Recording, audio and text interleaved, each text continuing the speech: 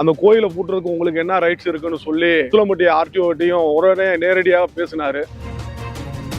நீங்க உடனே இந்த கோயிலை திறக்கலைன்னா நாளைக்கு நானே வந்து பிஜேபி கட்சிக்காரங்களோட வந்து நான் பூட்டை உடைச்சு கோயிலை திறப்பேன், பூஜை நடத்துவேன்னு கலெக்டர் மாவட்ட ஆட்சியாளர் அனிசேகரிடம் சொன்னாரு.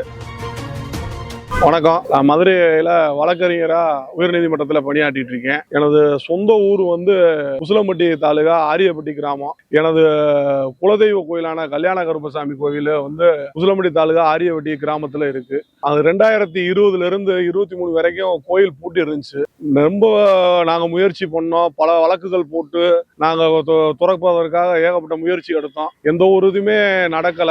பெரியவங்ககிட்ட எல்லாம் நிறைய பேர்கிட்ட நாங்க முயற்சி பண்ணி வரைக்கும் நாங்களும் மனுலாம் கொடுத்து பார்த்தோம், கோயில் திறக்கவே இல்லை. கடைசியா பேராசிரியர் ஐயா சீனிவாசன் அவர்கள்ட்ட இந்த மாதிரி எங்க குலதெய்வம் கோயில் 2020 இருந்து 23 வரை பூட்டி இருக்கு, அது திறக்கணும், எங்க மக்கள் எல்லாம் வழிபாடு பண்ணணும்னு சொல்லி நாங்க பேசணும். உடனடியா அவர் மாவட்ட ஆட்சியாளர் அன்றைய டயத்துல இருந்த அனிசேகர் அவர்கள்ட்ட பேசி கோயில் திறக்கணும், அந்த கோயிலை பூட்டுறதுக்கு உங்களுக்கு என்ன ரைட்ஸ் இருக்குன்னு சொல்லி உசிலம்பட்டி ஆர்டிஓட்டையும் உடனே நேரடியாக பேசினாரு.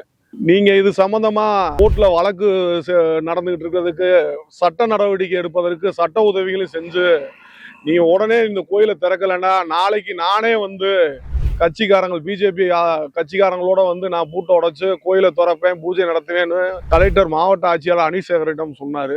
அடுத்த நாளே ஊர் மக்கள் எல்லாத்திட்டையும் முன்னிலையில ஆர்டிஓ வந்து நேரடியா இந்த இருக்கார் கோயில் பூசாரி இவர் தான், நேரடியா ஆர்டிஓ வந்து எங்கிட்ட இந்த மாதிரி சாவி ஒப்படைக்கிறோம்னு சொல்லி, அப்போ எங்களுடைய அரங்காவலர் இதுல இருக்கிற பெரியப்பா போசு அவர்கள், பெரிய பூசாரி ராஜா, நானு எல்லாமே சேர்ந்து ஊர் மக்கள் எல்லாம் சேர்ந்து ஆர்டிஓட்ட சாவியை வாங்கி கோயிலை திறந்து இப்ப தொடர்ந்து வழிபாடு செய்யறோம். இதுக்கு நன்றி தெரிவிக்கிறதுக்காக ஐயா பேராசிரியர் சீனிவாசன் அவர்களுக்கு நாங்க எல்லாம் வந்து சிறப்பா நன்றி தெரிவிச்சுட்டு எங்க ஊருக்கு வரணும், எங்க கோயிலுக்கு வந்து அவர் வந்து பார்க்கணும்னு சொல்லி ஒரு வேண்டுகோள் வச்சுட்டு வந்திருக்கோம். உசிலம்பட்டி தாலுகா ஆரியவட்டி கிராமத்தில் இருக்கும் கல்யாணசாமி குலதெய்வம் கோயில 3 வருஷமாக பூட்டியிருந்த கோயிலை யார்கிட்ட போய் ஒன்றும் திறக்க முடியல. கடைசியில் பேராசிரியர் சீனிவாச ஐயா கிட்ட போய் பேச்சுவார்த்தை பேசுறதுல கலெக்டர் எல்லாத்தையும் பேசி கோயிலை திறந்து விட்டதுக்கு ரொம்ப நன்றி. இந்துக்கள் வந்து விழிப்புணர்வு அடையல, போதுமா நமக்குரிய அரசியலை நாம கையில எடுக்கலன்னு சொன்னா சும்மா அந்த பஜனை பாடிக்கிட்டு கோயில்ல போய் அதை நான் குறைச்சு பேசல, நான் பெரிய பக்திமான், அது மாத்திரம் தான் இந்துத்துவம் நினைச்சுறாங்க. இந்துத்துவம் என்பது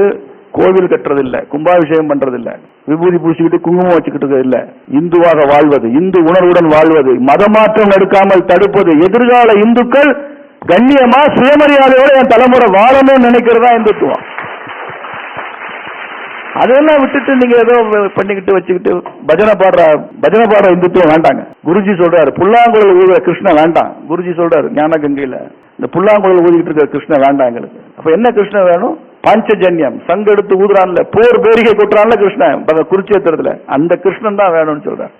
RSS எந்த இடத்துலயும் புல்லாங்குழல் ஊதுற கிருஷ்ணனை படமா வச்சிருக்க மாட்டோம். சங்கு ஊதுற கிருஷ்ணன் தான். யாருக்கு சங்கு? நம்ம எதிரிகளுக்கு சங்கு ஊதுற கிருஷ்ணன். அப்படி வைங்க, அந்த படத்தை வைங்க.